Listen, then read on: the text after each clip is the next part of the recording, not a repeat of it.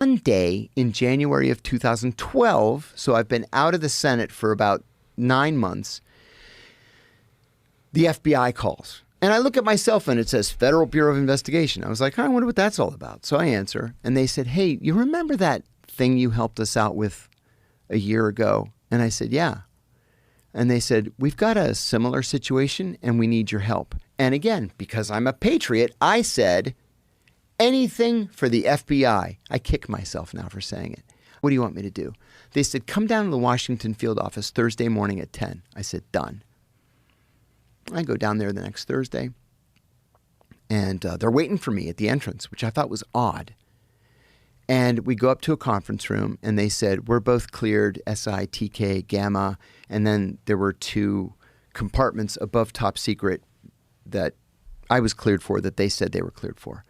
And so if the conversation necessitated it, we could go into that area. 22 months it took me to get it cleared. I'm thinking, what an odd question.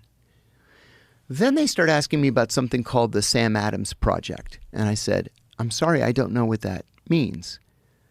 And then the bad cop of the 2 says, we know you've been giving information to the Guantanamo defense attorneys. I said, what are you talking about? And then I said, wait a minute. Are you investigating me? And they said, yeah, and we're raiding your house right now as we speak. And I said, thank God. I said, I want to speak to my attorney right now. That was the only reason that they didn't arrest me. And one of the things that I learned, and this became painfully evident when they started arresting January 6th people, was the FBI in Washington likes to make its arrests on Thursdays because there are no federal arraignments on Friday. So you're in the DC jail Thursday night, Friday night, Saturday night, Sunday night, getting the shit beaten out of you. And then they arraign you on Monday.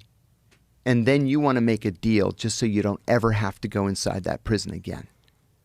But because I asked to see my attorney, they let me go. And in fact, since then, I'm fast forwarding a lot, 3 FBI agents have reached out to me. Well, 2 to my attorneys. 1 reached out to me directly to apologize, saying that this came from the top.